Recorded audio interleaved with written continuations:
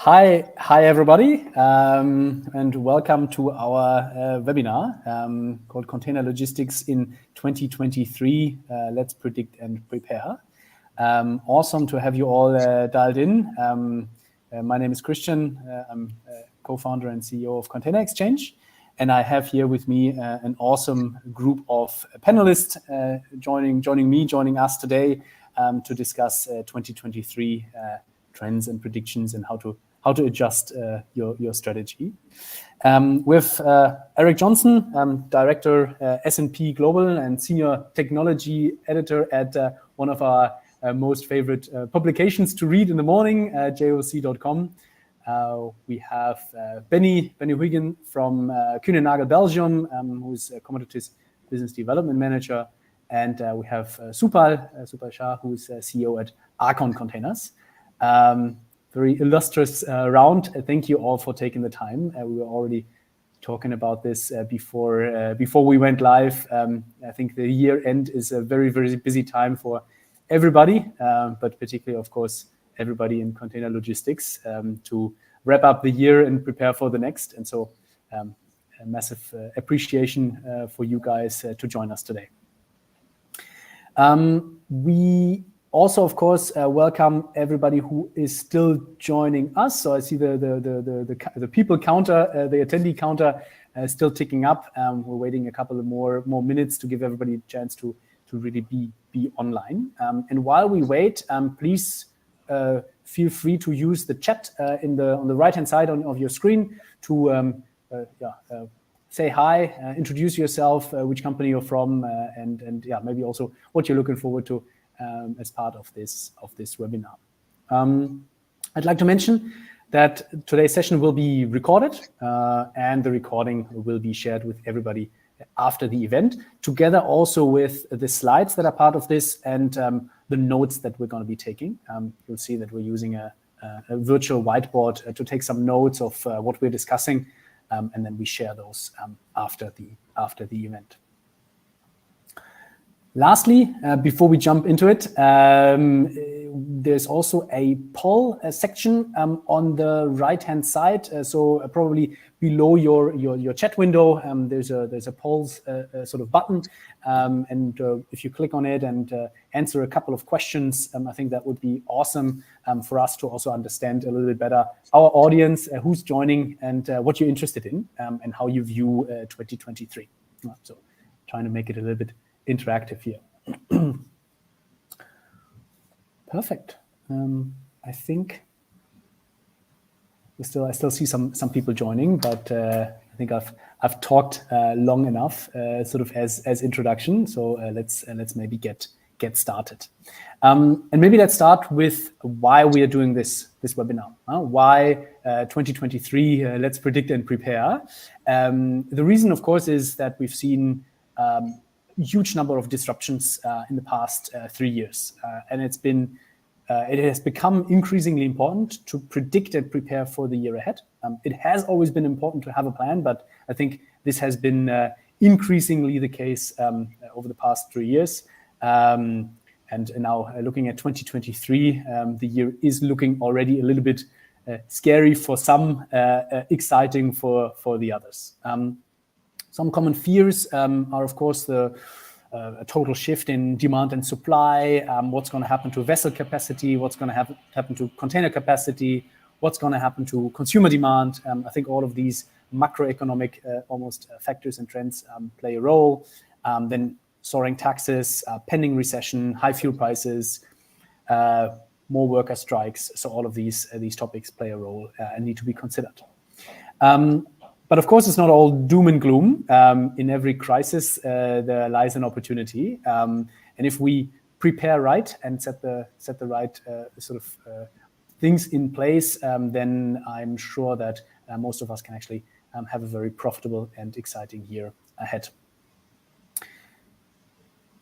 Before we sort of jump at 2023, let's maybe look at our current year, 2022, and reflect on this a little bit. And maybe to stop talking also and let our panelists sort of weigh in and have a word. Maybe starting with you, Eric. It would be awesome if you could guide us through what you think were the major events that sort of impacted the industry in 2022 from your point of view. Yeah, Christian, thanks so much. Glad to be here. And yeah, it seems weird to be already recapping 2022, but we are less than or about 3 weeks out from turning the calendar. So I think most of the things that I'm going to mention are hopefully things that you all are highly aware of, because there were 2022. It didn't seem like we could have a more crazy year in our industry than 21, but somehow I think we did surpass that in 22. Obviously, first mention has to be the war in Ukraine, the invasion, however you want to describe it. It's had a massive impact, particularly in Europe, but really on rippling out into global supply chains. So clearly that was early in the year. That was end of February. Clearly has tinged the entire market throughout the year. The other kind of bigger element, I think that's had a big impact on supply chains is sort of China grappling with COVID in its sort of the final stages of it being a pandemic that had really hamstrung the world in terms of movement. Literally this morning or yesterday, China has decided to roll back some of those restrictions, but it's really impacted the ability for particularly factories to operate as normal, and suppliers obviously to be producing goods for buyers in North America and Europe in particular. The other few things that I'll mention, in the US, we've seen a lot of, I won't call it disruption, but sort of displacement of cargo due to ongoing labor negotiations with the West Coast dock workers. That's seen a big amount of volume shift from West Coast ports to East Coast ports. You mentioned strike actions. Those have been happening throughout Europe as well, and that continues to be less of a sort of coastal or region-wide phenomenon as it is in the US, but it's at specific ports or in specific countries, it's having a huge impact. I think the lopsided nature of 22 is also something that's really interesting, and I think will present some very ahistorical comparisons in 23 and 24 when we sort of look back to compare growth and volumes and equipment availability metrics from 23 to 22, because everything was front loaded in 22, partly because of the labor issues in the US, partly because people were so wary at the beginning of 22 about not having a repeat of 21 with lack of access to capacity and long transit times for their goods. So they added more time to their supply chains. So that had the impact of sort of flipping the holiday season a lot earlier, both major trades. And then the last thing, and you referenced this too, is just what we don't know what the impact of inflation is yet. And it's varying in different markets.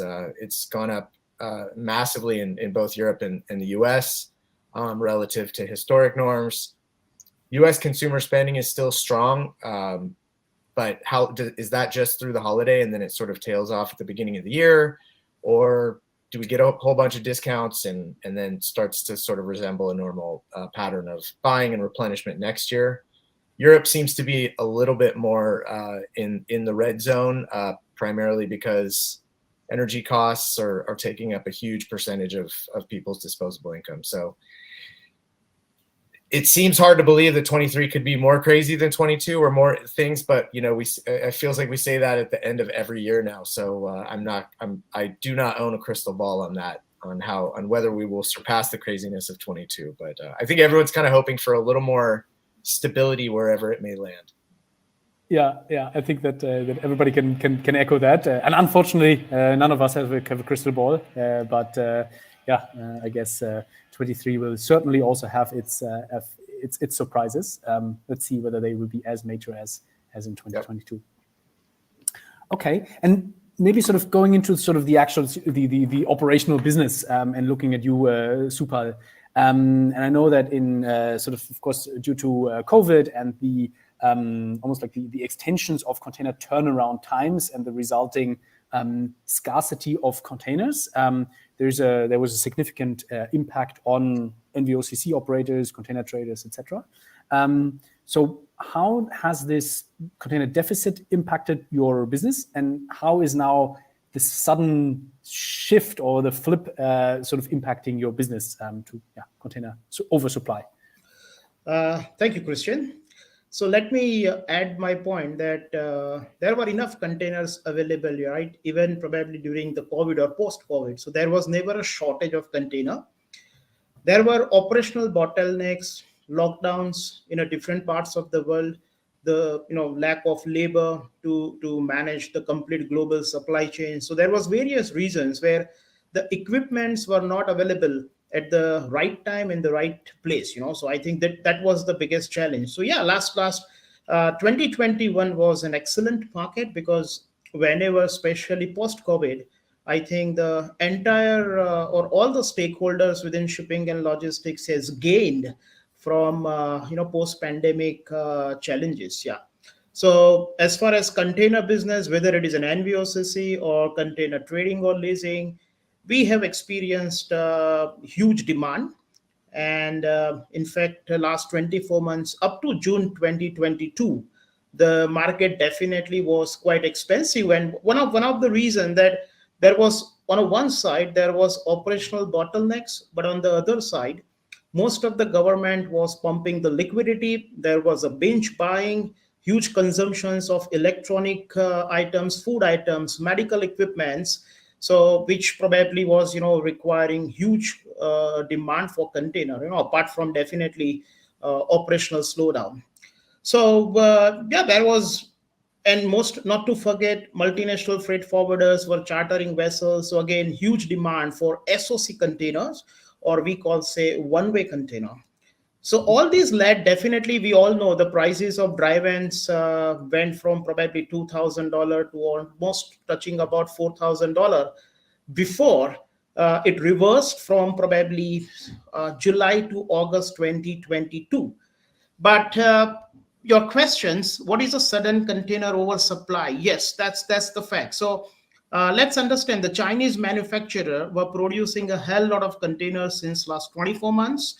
And shipping lines were not returning old container. Normally every year, after 15 years, most of the shipping lines will off-hire old units to leasing company, which did not happen in 2020, 2021, and up to half of first 6 months of 2022. But now the scenario is different. It is difficult for second-hand container now. And I strongly believe for next 12 to 18 months, the situation will remain the same, at least for second-hand container. Not to forget, China is still struggling to manage COVID.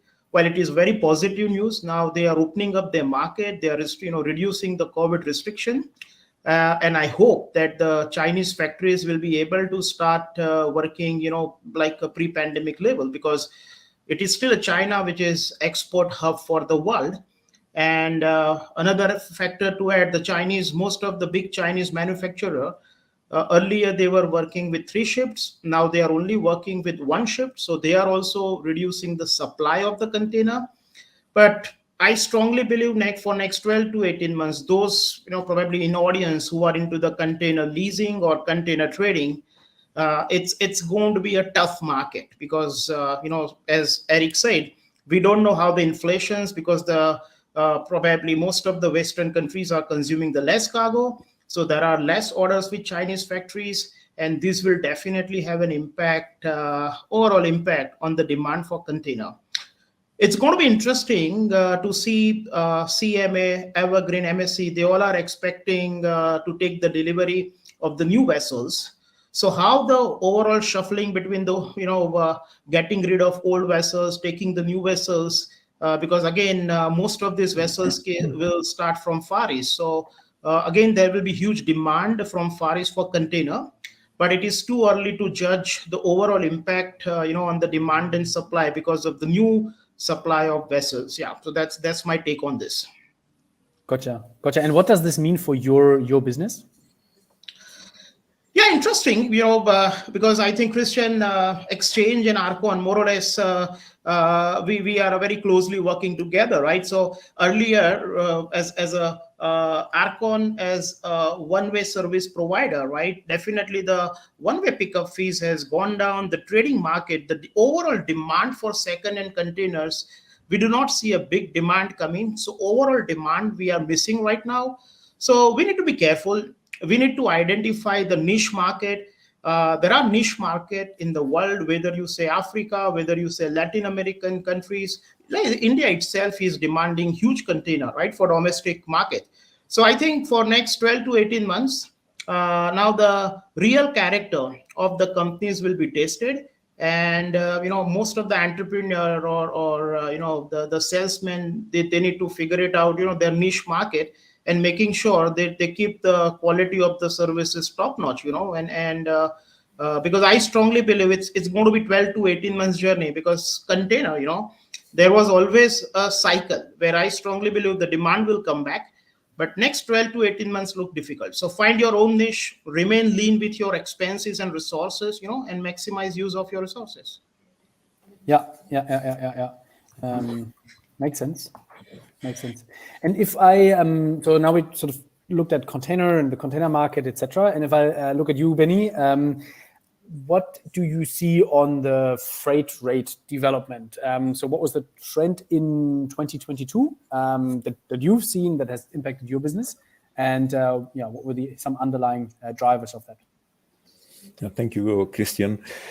What we saw in 2022 was that the rates went down drastically again, some more drastically than others, but several lanes are again at pre-COVID rates levels.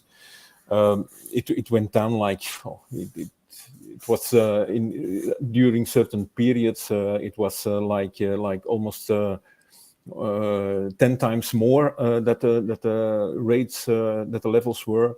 Now it's again at the pre-COVID levels. The main reason for this is like Eric said, the Ukraine situation and resulting in a more or less worldwide crisis or recession, mainly in Europe. People are distrustful. They don't know what to expect, what they have to pay for their energy. They consume less. They are importing less from Asia.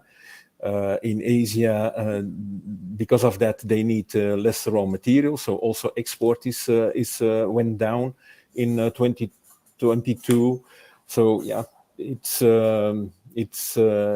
causing a real imbalance between the capacity on the vessels and the demand.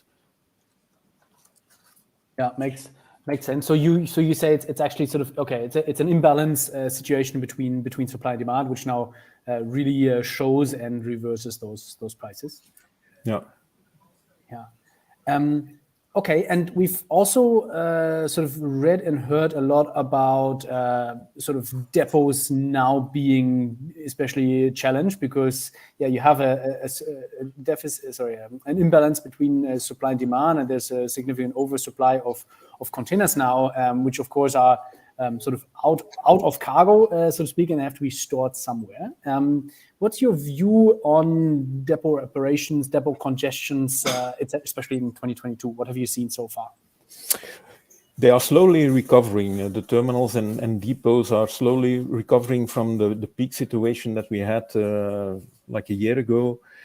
This was mainly caused by the delays of the vessels.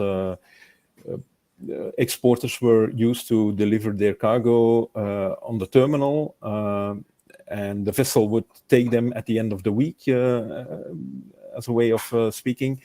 But then the vessel started delaying everywhere, in the transshipment ports, in other ports, because of strikes, because of lack of workers, you name it. So the vessels were arriving sometimes weeks weeks later than foreseen. So the containers were already on the terminal waiting for the vessel, but they had to stay there because the vessel wasn't there yet. And it more and more containers were delivered on the terminal. And then finally the vessel arrived. A lot of containers were taken off the vessel, and then the importers waited too long, or longer than usual, to take their containers from the terminal. So this resulted in a real congestion on the terminals. Sometimes some ports in the Hamburg-Le Havre range were at 95% of their capacity at moments. That means only 5% room to maneuver the containers and to work with the containers. Currently, it improved a little bit. We estimate that it's somewhere in the 80% that the capacity of the terminals is now, but still it's quite high. The use of the terminals, they are still very full at 80% or 85%. So there is no room for flexibility. We still have to have these yard opening times for vessels. If the vessel delays, the yard opening also delays. So if you plan to load a container tomorrow, and today the vessel is delayed by 2 days, there's a big chance that you are not able to deliver the container at the terminal. So this also results in then the container has to be stocked at a trucker or in another depot. So that is a rolling effect. All the trucker space and all the depots where normally container they are usually not that full. They are also very full because of these situations. So yeah, it's improving a little bit, but not yet to a big extent. Okay, and what's the sort of, when you say 80% is still relatively tight, of course not as much as 95%, but what's a sustainable level? Maybe also looking at historical rates. I don't know the historical data, but I think it should be somewhere around the 70%, which is comfortable for the terminals to work. Okay, cool, interesting. And when we look at, so now we talked about sort of containers, we talked about freight rates, we talked about depots. If we now talk about trade routes and trade lanes, Eric, what sort of trend or change did we see in existing or new trade routes, especially in 2022? Anything that is to highlight here? Well, so a couple things I would mention. First of all, I think big picture, trade attempts to always take the path of least resistance. So I think we saw a lot of shifts. I had mentioned before that there was a lot of volume that normally goes from Asia to the US West Coast that started moving to East Coast ports because there were some operational bottlenecks. The same sorts of things that Benny had mentioned were happening in Europe, were happening in LA and Long Beach in particular, where the bottlenecks on the land side were backing into the terminal, and that was preventing ships from being worked. So you had obviously this huge backlog of ships that was well reported. So trade moved elsewhere, and the zero COVID thing is another example of, imports from China specifically into the US went down historically, but the volume of imports into the US as a whole from all regions didn't go down at nearly the same rate, which means people were shifting, their sourcing to other markets. And, this isn't just a recent pandemic phenomenon. We've been talking about China +1 and China +2 strategies for 15 years or more, right? People have always wanted, contingency plans and diversification where possible and where it made economic sense. I mean, in the meantime, China became this export, powerhouse, not just in terms of making goods, but the logistics networks that sort of supported those movement of those goods to ports and the huge amount of port capacity that they had. So definitely 2022 will be an interesting year historically to look back at some of those patterns breaking a bit. The question is, how permanent are some of these breaks?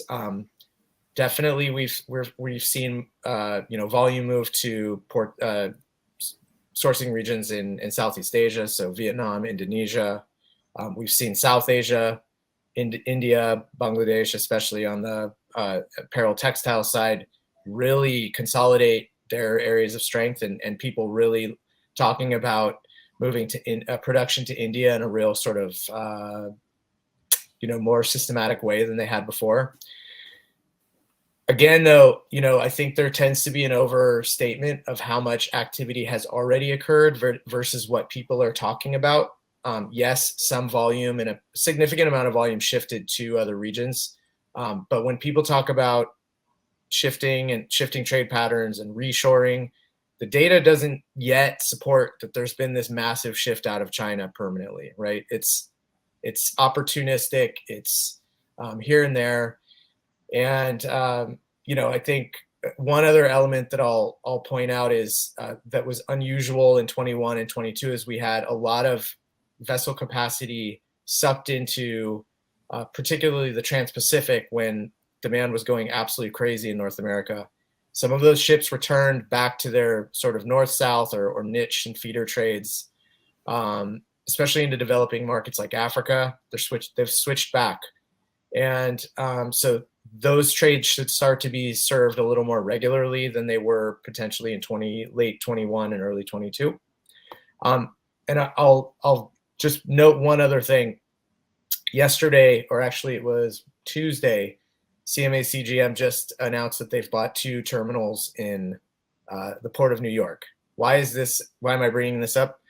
Well, in the course of talking to CMA about the motivation for that, I asked, are you seeing this permanent shift to the US East Coast in terms of both transatlantic trade, which has done really well this year, but also a shift from Asia to North America? Is more of that volume going to be permanently routing to the US East Coast? And they said it was less about that, and it's more about just building in flexibility and adaptability, right? And so if a major shipping line that's buying assets is thinking that way, shippers and all those service providers that cater to them are obviously thinking that same way as well. Also, Christian, I will add a few points to Eric. I was a part of another panel discussion, and one of the speakers brought to my notice that post during last year, the business between G7 countries has gone up. So import and export in terms of the percentage value, not volume. So definitely, I agree with Eric. Somewhere business between G7 countries has gone up.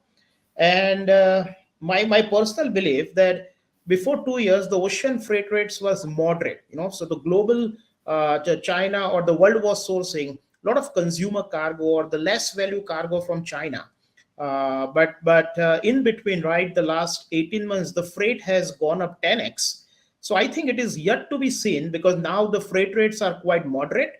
Now, definitely, we will see how the world is sourcing the cargo from China. Definitely, China plus strategy is coming, but China has a scale. So I strongly believe now freights are moderate, and next 6 months, probably we will be able to see whether there is a real shift in sourcing or this was just a temporary, because of various pandemic and the war-related issues. Yeah.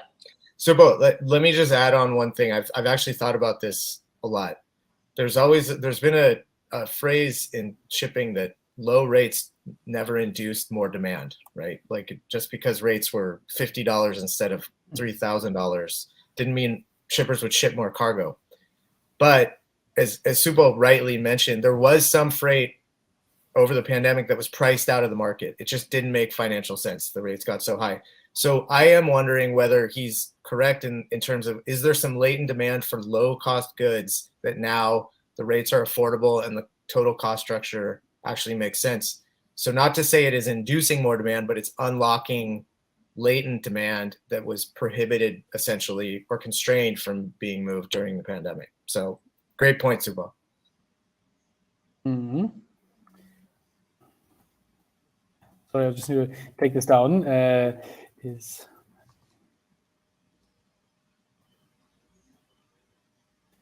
Yeah. Okay. Okay, cool. Makes a lot of sense. And if we already, so this was actually sort of our segment about reflecting on 2022. If we now shift focus a little bit onto 2023, and we touched upon 2023 already a little bit. And on the screen, you will also see a few results from a recent survey that we've done on LinkedIn, actually. And we can also use and leverage these stats to reflect on as we discuss similar topics. If we now sort of, again, look at 2023 and stay with you, Eric, what are the main forecasts that you see, apart from what you've already mentioned in terms of, volume shifts, for example?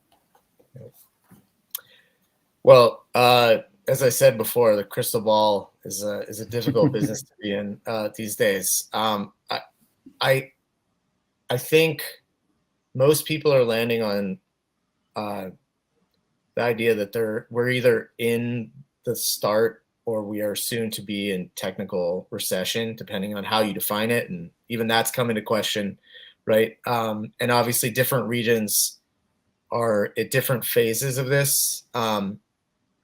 And if we are in a recession or about to enter one, it will be longer in some regions than others. I think my colleagues at S&P who do forecasting on trade are predicting a pretty moderate 23, if not, somewhere in the neighborhood of a slight uptick in global volume over 22 to even potentially a small retrenchment, with then 24 volume kind of really being healthy. I think that the thing that I just mentioned before about whether there's a bunch of volume that's sort of that will be unlocked both by a lack of port congestion as well as lower rates, whether that sort of, kind of comes back into the market on the demand side.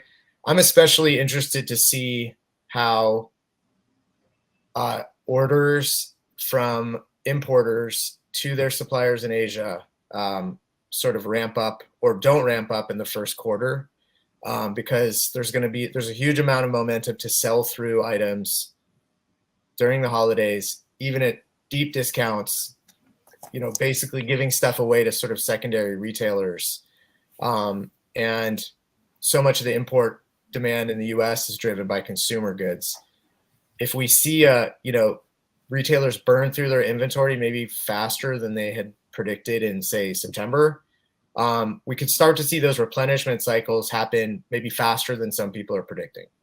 There was a 3PL told me, who's in the apparel sort of import side of things, said he's expecting that replenishment will happen earlier in first quarter than most people predict, and he said it's not just a matter of demand, but it's also, and what I mentioned about COVID restrictions in China being eased sort of speaks to this, is it's also a matter of pressure from governments in regions where they are heavily reliant on tax revenue from their supplier base, their export supplier base. If they go one quarter with sort of subdued orders, that's manageable. When you start to get into a second quarter of subdued or absent orders, that starts to take a real toll on the local economy. So there's going to be a lot of pressure to subsidize ordering activity, and that those goods have to move somewhere, right? So it's really difficult to say what actually triggers it, aside from the U.S. consumer in particular staying healthy. I don't think we can expect the European consumers to buy the same way as the U.S. consumers will. But I think that for those first, not even quarter, those first 6 weeks pre Lunar New Year are going to tell a lot about how much replenishment retailers need to make to backfill a lot of the inventory that they're trying to burn through.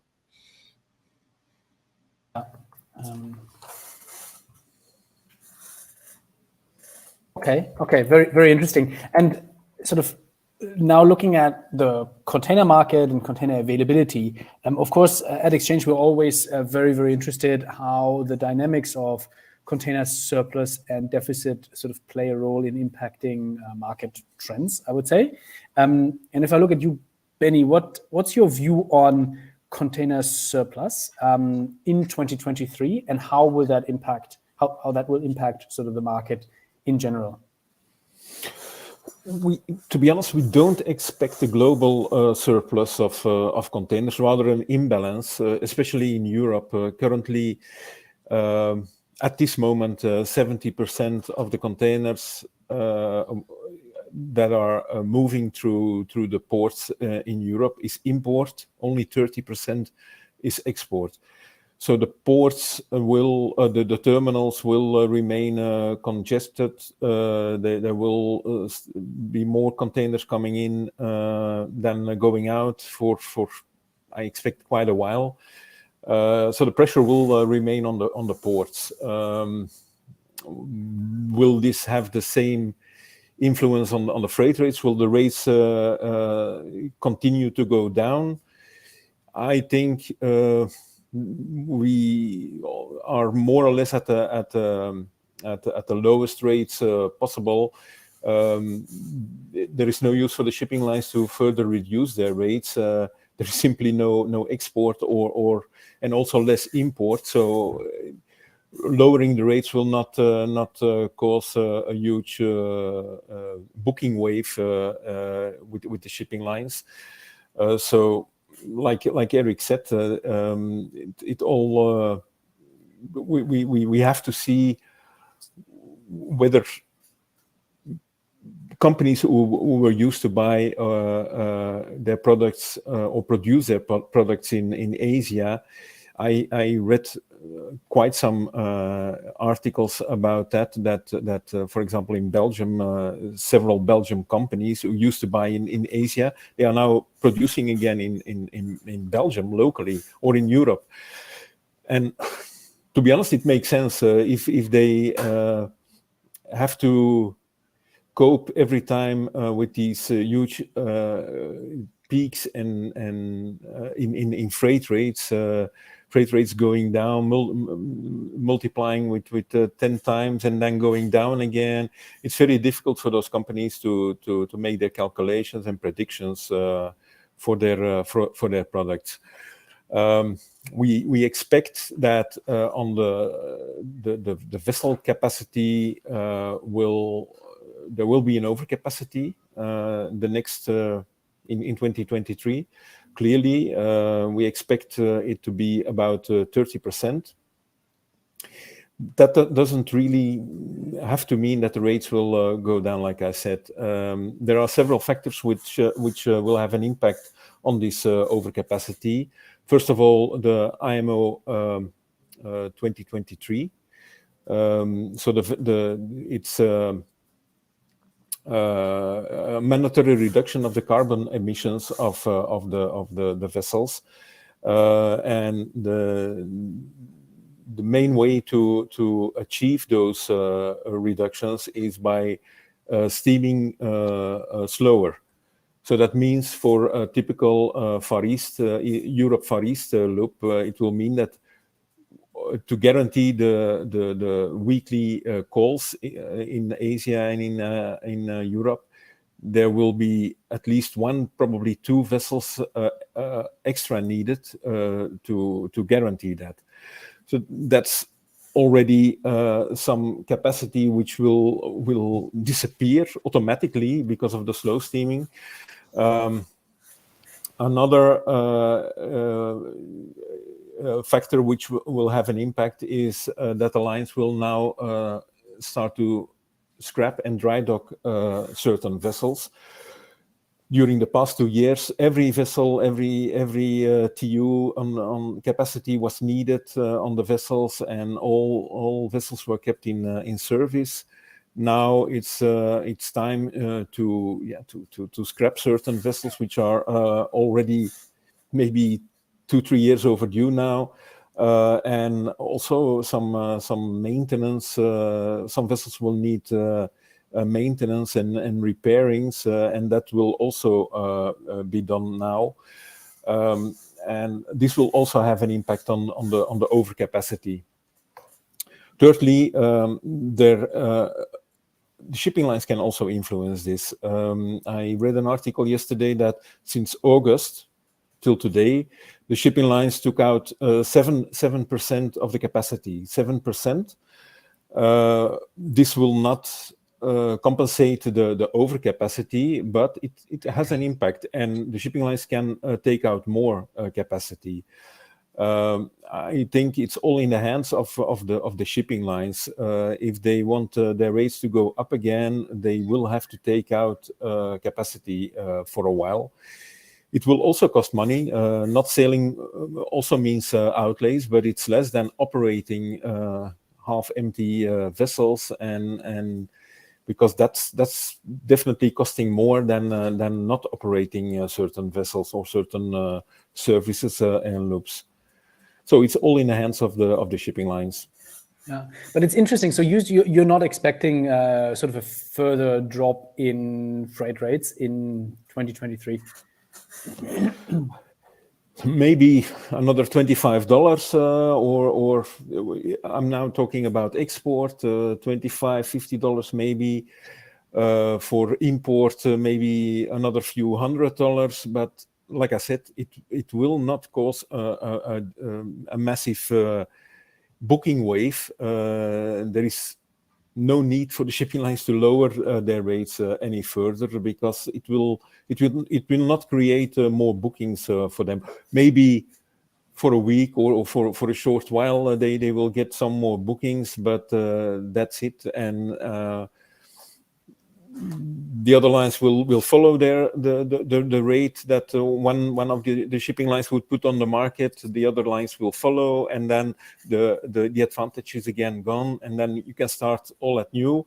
There is no need for that. The volume is simply not there. Interesting. Yeah, in our poll, it was also the picture was very, very split, where 45% of respondents said that they expect freight rates actually to increase again, while 38% they said that they will continue to drop. I think our view is also more of a more pessimistic view, I guess, because it's in the end it's an oligopoly where it's pure game theory sort of at play. And shipping lines, maybe not, don't lower rates to unlock so much latent demand, but really to snatch away volume from each other, which I guess is something that we've seen in the past as well. Christian, one other thing I would mention is the operating costs have gone up since the pandemic. So we're not talking about the same rate in 2019 doesn't cover as much of the line's operating costs as it would in 2022-23. So there is there should at least be somewhat of a motivation to keep a floor on rates that's a little higher than it was 3 years ago. So, and to add, not only operational but even capital cost has gone up. For sure. Yeah, true. Yes. Yeah. That's true. That's true. Okay, so what you're saying is then you expect the floor of sort of container rates to be variable costs of shipping, and because variable costs have increased, you expect the floor to be higher, so to speak. Expect is a strong word. I don't know. You would think looking into your glass ball. Sometimes the market performs irrationally. So yes. And Christian, take a very small part of the business, right? For shipping line, storing empty container globally in depot, it's a very small operational cost. But if you see the rise in a depot cost globally, percentage-wise, the rates has gone up almost 60-70% in Europe and many other parts, including China. And there is no depot space, right? So in all, if you will add small parts, yes, there will be huge increase in operational cost. Yeah. And I think actually this is a great segue to my next question, which I wanted to focus on depots. And Supal, what is your expectation on depot space, depot availability, depot congestion in 2023? bad, extremely tough, because I'm expecting around 6 to 8 million TUs idling globally in next 8 to 10 months. And we'll see probably how the war, because war is definitely impacting the inflation. There is a shortage of fertilizer, there is a shortage of food and grain, there is a shortage, the oil is still very high. So I think at least 2023 looks bad. Giving an example, in India, we had a depot space. Easily, all the depots were idle before 45 days, and just within 15 days, the big shipping lines brought 10,000 TEUs, 15,000 TEUs, and right now, all the depot are already more than 100% of their capacity. So uh, I strongly believe in 2023, the situations will remain the same most of part of the world. And if you'll go to China, even probably right now, to get the storage for 50 TUs, my team really need to fight with the depot. And trust me, we have a decent business relations with most of this depot. So especially for a mid-size, small to mid-size container leasing companies or a trader, container depot is going to be painful, both in terms of operations and also the cost. Idling cost of container in Europe has gone up to 2 to 2 and 2.5 euro a day per TU. So if you have a fleet of 1,000 TUs, then you end up paying around 2-3,000 euro a day just in storing your empty container, right? So looks bad, and let's see how these things will unfold. But at least for 2023, idling of the container need to be planned wisely, to manage the cost. Makes sense, and it's also something that we expect. What do you like? What does that mean, sort of, for the second-hand container sale market? We touched upon this really briefly when we were talking about 2022, but what, like, summing all this up, right? Overcapacity, lack of demand, freight rates, TBD, depot space severely tight. What do you expect there on the container price side?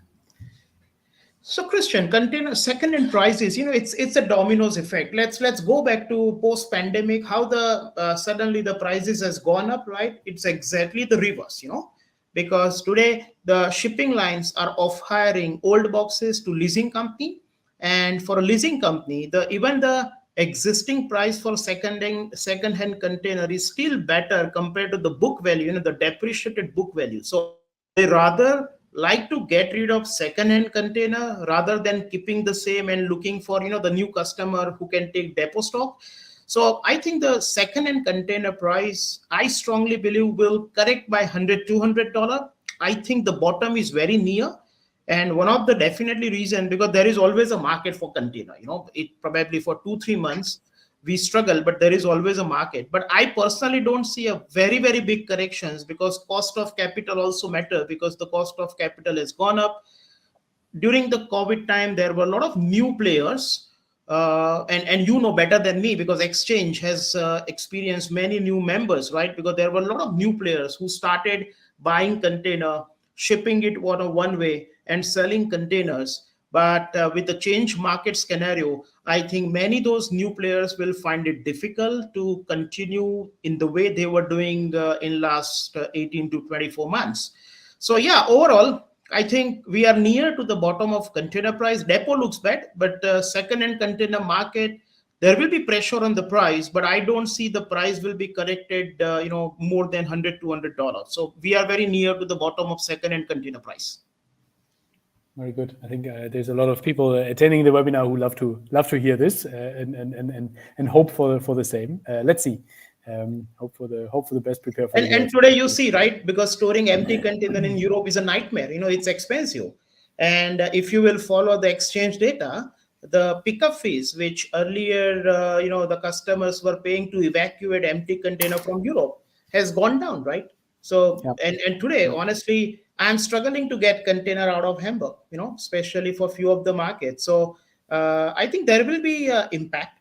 And I think the world is adjusting. We are in a transitions from post-pandemic. There was a sudden disruption. I think we will still take another 6 to 8 months to bring the, probably the stable market. Yeah. Yeah, no, and you mentioned it. Sort of, you follow the exchange data. It's also what we see, sort of an increasing demand of our customers, of our members, for data, both on the trading side as well as also on the leasing side. And they're sort of we've just recently launched our Insights product, which sort of gives companies visibility on container prices, pickup charges, per diem rates, free days on specific routes. So really a lot of useful data to make better decisions. And also there, you're right. We see significant drop. Now it seems that it's tapering off a little bit, but let's see what January brings. Okay, very good. We have only 10 minutes left in this webinar. I'd love to end on time just once. So I'm going to cut some of my questions a little bit short and leave it over sort of to the audience. I want to move to the Q&A. And I know there has already been a few questions sort of being posted here. So let me just move. Okay, so the first question. How to give lease my container overseas. As a young entrepreneur, I'm willing to do business overseas. So maybe doing a little bit of startup help here. I don't know, Supal, if you wanna take this. Anything you can suggest? I know that you just said that new entrants to the market will have a difficult time in 2023. So let's see. Yeah? So if you are a new entrant, then better you give your container lease to the expert like ARCON or Exchange, right? So no, jokes apart, my friend, I think for you as a new player, because container leasing is more like a banking and asset management business, right? Especially for overseas, credit risk management is a huge task. So maybe for you, maybe you can talk to Exchange, and for you is to identify customer on Exchange, request Exchange to allow you to lease the container for a long term. Could be a good, better strategy wherein you can still manage your credit risk, and increase your business.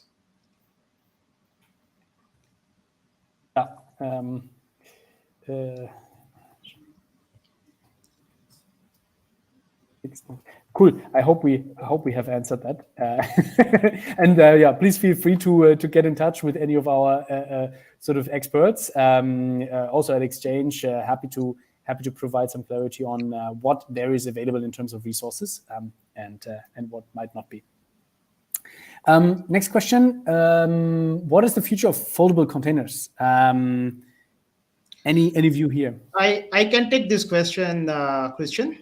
So interesting, friends. I have spent quite a lot of hours in studying the foldable containers. Excellent product, especially for a shipping logistics, where 12% of the global operational cost is just repositioning empty container, and foldable container probably was looking an excellent solution. But the problem with foldable container is the limitation in terms of the carrying capacity and the actually operations, because even if looks easy on the YouTube video, but actually when you operate one foldable container in container depot, that takes away probably around 4x or 5x time than handling one normal container. So unfortunately, so far operationally, this foldable container is not looking that simple. And compared to the normal dry van, and understand that globally shipping is all about the scale. So at least for a time being, this product is not accepted by shipping lines or NVOCC.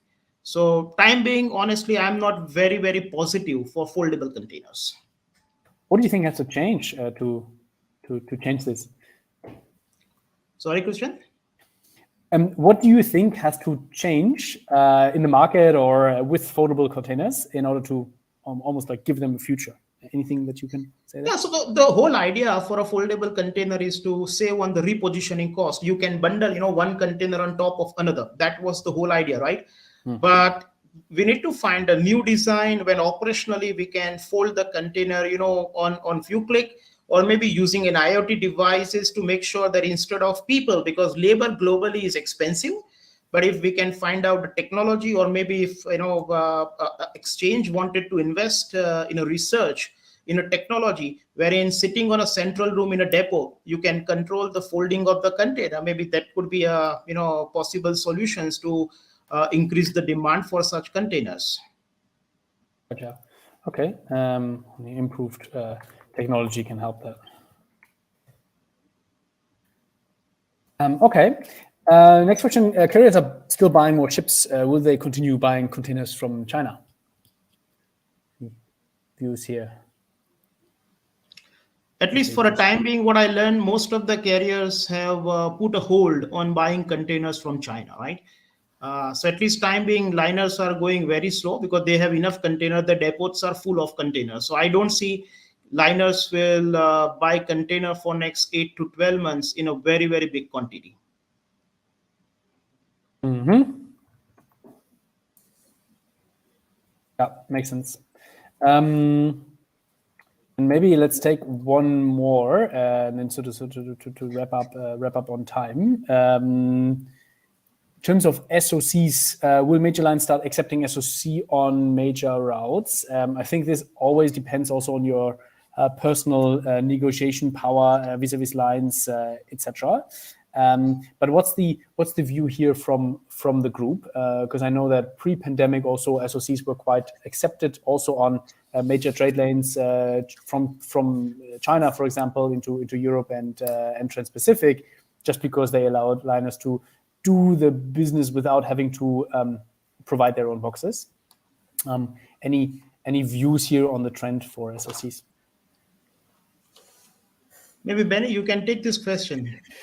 Well, yeah, it all depends on the lane. Specifically from Europe to Asia, it has always been difficult to get a line accepting SOCs. But I know that there for other lanes, for example, from the US, I heard it's a bit easier to find a shipping line giving coverage for or acceptance for SOCs.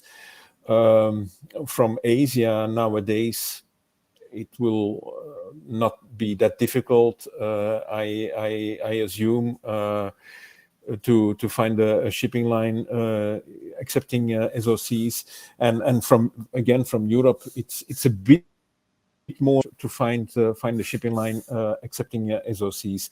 It all depends where the shipping line needs their containers. If they need, like in the previous 2 years, if they have a huge need for their own empty containers in Asia, they will not accept any SOCs. If it is like now, that when they don't really need their empty containers, when they have their own overstock in Asia, they are more willing to accept SOCs. It all depends on the lane, and like Christian said, your capabilities of negotiating this acceptance with your contact at the shipping line. Yeah, makes sense. Maybe shipping lines will ask for some extra dollars, to load your SOC containers, but there is always a solution. Yeah.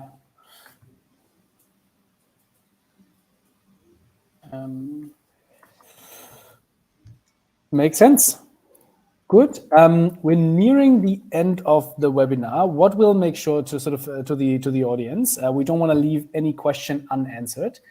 So we'll pause here though, and we'll make sure to get answers to the remaining questions after the webinar, so that we're able to distribute those as part of our attendee package, so to speak. So all your questions will be answered. So make sure to still put them into the chat or into the Q&A section. At this point, it's on me to say once again, thank you very much. This was a lot of fun, very, very insightful. Thanks a lot for the good discussion with very interesting viewpoints. One more time, if you're interested about gaining more visibility on data, on container prices, on leasing charges, leasing trends, etc., We are doing a LinkedIn Live, I think next week, actually. Yes, on the 13th of December, about our Insights product, really showing you how to leverage that product, how to make use of the data available for your own decision making. Would love to see you all there. Of course, sometimes we also have to do a little bit marketing, so just want to position this here. Thanks again. It was a great pleasure. I'll let you go, get back to your 2023 planning, all of you, and hope to see you all again very, very soon. Thank you, Christian. Thank you, Eric, Benny. Thank you very much. Thank you. Bye. Thanks all. Bye-bye.